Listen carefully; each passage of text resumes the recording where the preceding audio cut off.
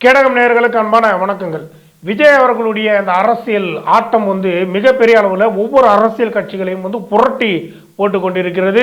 ஒவ்வொரு நாளும் விஜய் அவர்களுக்கு எப்படியாவது பள்ளம் நோண்டி அவரை குழியில் தள்ளிவிட வேண்டும் என பல வகையில் முயற்சிகளை மேற்கொண்டு வராங்க. விஜய் அவர்களுடைய அந்த தெளிவான அரசியல் ஆட்டம் என்பது பல அரசியல் கட்சிகளை, அதாவது முதிர்ந்த அரசியல் கட்சிகளே திணற அடித்து கொண்டிருக்கு என்பதை தான் இந்த இடத்துல கோடிட்டு கவனிக்கக்கூடியதாக இருக்கு. ஏன்னா விஜய் அவர்களுடைய ஆட்டம் ஆரம்பித்து விட்டது.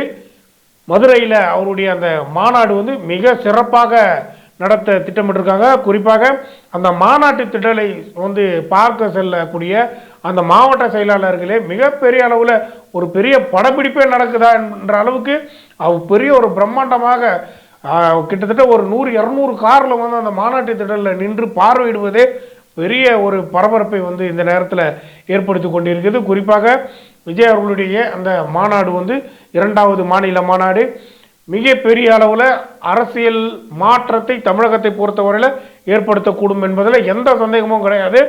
அதே நேரத்தில் இந்த மாநாட்டை பொறுத்தவரையில் கிட்டத்தட்ட 50 லட்சம் தொண்டர்களுக்கு மேலாக அந்த மாநாட்டில் குவிவார்கள் என்பது தான் இப்பொழுது வெளிவந்திருக்கக்கூடிய ஒரு தகவலாக இருக்குது. இதற்குள்ளாக விஜய் அவர்களுடைய கொள்கைகளையும் அந்த கட்சியை மக்களிடையே கொண்டு போய் சேர்க்கும் வகையில் விஜய் அவர்கள் ஒரு முன்னெடுப்பை எடுத்திருக்கிறார். மக்கள் விரும்பும் முதல்வராக விஜய் அவர்களை அவர்களுடைய அந்த மாவட்ட செயலாளர்கள் ஒவ்வொரு பகுதிகளாகவும் ஒவ்வொரு தொகுதிகளாகவும் மாவட்ட ரீதியாகவும் நேரடியாக மக்களிடையே சென்று அவர்களிடம் அந்த கொள்கைகளை விளக்கி மக்கள் விரும்பும் முதல்வர் விஜய் என்ற ஒரு கோஷத்தோடு ஒரு போஸ்டர்கள் பேனர்களோடு அவர்களை கவரும் விதமாக ஒரு பெரிய அரசியல் ஆட்டத்தை தாவேகா தரப்பினர் ஆரம்பித்திருக்காங்க. இது பெரிய வரவேற்புக்குரியது தான். அதே நேரத்தில் நம்ம குறித்து இதை கவனிக்கும் போது ஏற்கனவே ஜான ஆரோக்கியசாமி அவர்கள் மாற்றம் முன்னேற்றம் அன்புமணி என்று பாமகவுக்கு ஸ்ட்ராட்டஜிஸ்டாக ஒர்க் பண்ணும்போது அந்த வியூகம் பெரிய அளவில் போய் ரீச் ஆனது. அன்புமணி அவர்கள் பெரிய அளவில் பேசப்பட்டார். அதே வகையில் இப்பொழுது இந்த மக்கள் விரும்பும் முதல்வர் விஜய் என்ற ஒரு வாசகத்தோடு இப்பொழுது அந்த கட்சி பயணமும் அந்த சுற்றுப்பயணமும் துவங்குவது வரவேற்புக்குரியது தான். மக்களிடையே நேரடியாக போய் சேரும் என்பதில் இந்த கருத்து போய் சேரும் என்பதில் மிகப்பெரிய அளவில் ஒரு மாற்றம் உருவாகும். அதே நேரத்தில் விஜய் அவர்களை பொறுத்த வரையில் பல்வேறு வகையில் அவருக்கு பள்ளம் நோண்டி கொண்டு இருக்கிறார்கள். பல்வேறு வகையில் விஜய் அவர்களுடைய அரசியலை முடுக்கிவிட வேண்டும், அவருடைய அரசியலை எப்படியாவது தடுத்து விட வேண்டும் என்ற நிறைய அவதூறுகள் விஜய் அவர்கள் மீதும் அவர்களை சார்ந்தவர்கள் மீதும் பரப்பப்பட்டு வந்தது. ஆனால் சமீபத்தில் சீமான் அவர்கள் முதலமைச்சர் மு க ஸ்டாலின் அவர்களை சந்தித்தது கூட ஒரு பெரிய அரசியலாக தான் பார்க்கப்பட்டது. ஏன்னா முதலமைச்சர் அவர்களுடைய அண்ணன் மு க முத்து அவர்கள் மறைந்தார். அவர்களுடைய அந்த மறைவிற்கு இரங்கல் தெரிவிக்கும் விதமாக நாம் தமிழர் கட்சியின் தலைவர் சீமான் அவர்கள் நேரடியாக ஸ்டாலின் அவர்களை சந்தித்து இரங்கலையும் தெரிவித்து அவங்களுக்கு ஒரு ஆறுதலை கூறியிருந்தார். ஆனால் இது பெரிய அரசியலாகத்தான் பார்க்கப்பட்டது. ஏன்னா இப்பொழுது விஜயலட்சுமியுடைய அந்த கேஸ் ஏரிங்கில் வருது. இதற்காகவும் சீமான் ஒரு டோக்கன் போட்டிருக்காருன்ற மாதிரி தான் இப்போ பேசப்பட்டு வருகிறது. குறிப்பாக இந்த நேரத்தில் சீமான் அவர்கள் யாரை சந்தித்திருக்க வேண்டும் என்றால் பாதிக்கப்பட்ட, அதாவது மு க முத்து அவர்கள் மறைந்திருக்கிறார். அவருடைய மு க முத்து அவர்களுடைய குடும்பத்தாரை சந்தித்து அவர்களுக்கு ஒரு ஆறுதலும் இரங்கல்களும் தெரிவித்திருந்தால் இது ஒரு சரியான வழியாக பார்க்கலாம். ஆனால் நேரடியாக முதலமைச்சரை தான் சீமான் அவர்கள் சந்தித்தார். ஸ்டாலின் அவர்களை சந்தித்தாலும் கூட ஸ்டாலின் அவர்கள் அவருடைய தம்பியாக இருக்கிறார். அவரை சந்தித்து சகோதரர் அவர்களுக்கு ஒரு ஆறுதல்களை தெரிவிக்கிறது ஒரு பண்பாடு தான், இதை ஏற்றுக்கொள்ளக்கூடியது தான். ஆனால் அதே நேரத்தில் இந்த நேரத்தில் போய் சீமான் அவர்கள் பல்வேறு வகையில் பல்வேறு முரண்பாடுகளை தெரிவித்துவிட்டு இப்பொழுது போய் சந்தித்தார் என்பது ஒரு பெரிய அரசியல், பின்புல் அரசியல். ஏன்னா இந்த அரசியல் கட்சி தலைவர்களை பொறுத்தவரையில் துக்க வீடுகளிலும் அப்புறம் இந்த மாதிரியான ஒரு கல்யாண நிகழ்ச்சிகளிலும் திருமண நிகழ்ச்சிகளிலும் இது மாதிரியான அரசியல் பகிர்வுகளை, கூட்டணி பகிர்வுகளை ஓரிரு நிமிடத்தில் பேசிவிட்டு அதை முடிவு செய்து விடுவார்கள். அதே நேரத்தில் ஒரு வாரம் 2 வாரம் கழித்து இந்த 2 அரசியல் கட்சி தலைவர்களும் அன்று சந்தித்தார்கள் அல்லவா, அந்த பேச்சு தான் இப்பொழுது கூட்டணியாக மாறி இருக்கிறது. இவர்களுடைய இந்த ரகசிய உடன்பாடு ஒரு 6 மாதத்திற்கு முன்பாகவே ஆரம்பித்து விட்டது. இப்படியெல்லாம் வந்து நிறைய நம்ம ஏற்கனவே பார்த்துருப்போம். நிறைய அரசியல் கட்சி தலைவர்கள் இது மாதிரியான துக்க நிகழ்ச்சிகளில் சந்திச்சிருக்காங்க, ஒரு நல்ல நிகழ்ச்சிகளிலும் சந்திச்சிருக்காங்க. அப்படி சந்தித்து விட்டு அவர்கள் கூட்டணி உடன்பாடுகளையும் வந்து பேசியிருக்காங்க. அந்த வகையில் நம்ம இதை வந்து கவனிக்கும் போது சீமான் அவர்கள் பல்வேறு வகையில் திமுகவுக்கு வந்து முரண்பாடாக இருந்தாலும் விஜய் அவர்களை எதிர்க்கக்கூடிய ஒரு நிலையில் திமுகவுடன் ஓரணியில் திரளுகிறாரா சீமான் என்ற ஒரு கேள்வி வந்து இந்த இடத்துல வைக்க தோன்றுகிறது. அதே நேரத்தில் விஜய் அவர்களை பொறுத்தவரையில் பல்வேறு வகையில் பல எதிர்ப்புகள் வந்து அவர் கட்சி ஆரம்பித்ததுலேருந்து பல விமர்சனங்கள் வந்து தொடர்ந்து கொண்டே இருக்குது. இப்போ சுல்லானுகள்லாம் வந்து அதிகமாக வந்து குரல் கொடுத்து கொண்டு இருக்குன்னு பார்க்கலாம். இந்த பேரலை என்று சொல்லக்கூடிய சேனலில் இருக்கக்கூடிய சில 2 சொல்லான்கள் பேசக்கூடிய அந்த பேச்சுகள் வரம்பு மீறி பேசக்கூடிய பேச்சு ஒரு நாகரிகமற்ற ஒரு பேச்சு. ஏன்னா விஜய் அவர்கள் அரசியல் கட்சி தலைவராக உள்ள வருகிறார் என்றால் அவர் அதற்கு முன்பு நடிகராகவும் இருந்திருக்கிறார். நடிகர் என்ற ஒரு பெரிய அந்தஸ்தை வந்து 200 கோடி ரூபாய் சம்பளம் வாங்கக்கூடிய உச்சபட்ச நடிகராக தமிழ் சினிமாவில் வலம் வந்திருக்கிறார். அப்படி இருக்கக்கூடிய விஜய் அவர்கள் இப்பொழுது அரசியலில் வந்து வருகிறார் என்றால் இதற்கு முன்பு அதற்கு எடுத்துக்காட்டு நிறைய அரசியல் தலைவர்கள் இருக்காங்க. ஜெயலலிதா அம்மையார் திரையுலகத்தில் இருந்து வந்தவர் தான். அதே போல் எம்ஜிஆர் அவர்களும் திரையுலகத்திலிருந்து வந்தவர் தான். கலைஞர் திரையுலகத்தில் இருந்தவர் தான். ஸ்டாலின் அவர்களும் திரையுலகத்தில் இருந்தவர் தான். உதயநிதி ஸ்டாலின் அவர்களும் திரையுலகத்தில் இருந்தவர் தான்.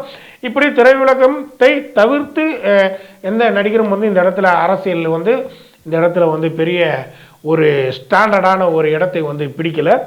எல்லாருமே திரையுலகத்தை இருந்துவிட்டு அந்த திரையுலகத்தையுடைய திரை கவர்ச்சியை வைத்து தான் மக்களை வந்து கவர்ந்தார்கள், அரசியல் ரீதியாகவும் கவர்ந்தார்கள் என்பது மறுக்க முடியாத ஒரு உண்மை. அப்படி இருக்கும்போது விஜய் அவர்களுடைய இந்த அரசியல் வருகை வந்து பெரிய அளவில் இந்த மாதிரியான சுல்லான்களை வைத்து பேச வைப்பது வந்து மேடைகள் தோறும் பேச வைப்பது இது ஒரு நாகரிகமற்ற ஒரு அரசியலை தான் வெளிப்படுத்தி கொண்டிருக்கிறது. மில்டனோ புல்டனோ பேர் பேசக்கூடிய அந்த வார்த்தைகள் வா நீ போன்றது தம்பி விஜய் இதெல்லாம் வந்து விஜய் அவர்களை பொறுத்தவரையில் டீசன்ட் பாலிடிக்ஸ் டீசன்ட் அப்ரோச்ன்ற மாதிரி அவருடைய அந்த தொண்டர்களுக்கு வந்து சொல்லி கொடுத்துருக்காரு. அந்த வகையில் தான் தொண்டர்களும் வந்து பலரும் பயணித்து கொண்டிருக்காங்க. ஆனால் இந்த மாதிரியான ஒரு அரசியல் பேச்சுகள் வந்து நிச்சயமாக இந்த தமிழகத்தில் பொறுத்தவரையில் இந்த பத்திரிகையாளர்கள் என்ற போர்வையில் பல ஊடக பொய்க்காரர்கள் வந்து சுற்றி கொண்டு இருக்கிறாங்க. இதில் குறிப்பாக வந்து பார்த்திங்கன்னா அறிவாலய அடிமைகளாகவே பல பத்திரிகையாளர்கள் என்ற போர்வையில் மாறிக்கொண்டு பலர் வந்து இந்த ஊடக வாயிலாக பல்வேறு கருத்துக்களை வந்து பரிமாறிக்கொண்டிருக்காங்க. இதில் முக்கியமாக அடிமையாக இருக்கக்கூடியது இந்த மில்டனோ குல்டனோ அந்த பையன் வந்து இருக்கிறான். அப்படி இருக்கும்போது அந்த சின்ன பையனை வைத்து பேச வைப்பது ஏற்புக்குரியது கிடையாது. அதை விட்டுருவோம், அது கடக்குது கழுதுன்ற மாதிரி அதை விட்டு போக வேண்டியதான். அடுத்தது வந்து நம்ம பேசக்கூடியது என்னன்னு பார்த்தீங்கன்னா ரஜினிகாந்த் அவர்களுடைய சகோதரர். ரஜினிகாந்த் அவர்களுடைய சகோதரருக்கு ரஜினிகாந்த் மீது இருக்கக்கூடிய பாசமா அல்லது பிஜேபியிடம் இருக்கக்கூடிய பாசமா என்பது தெரியல.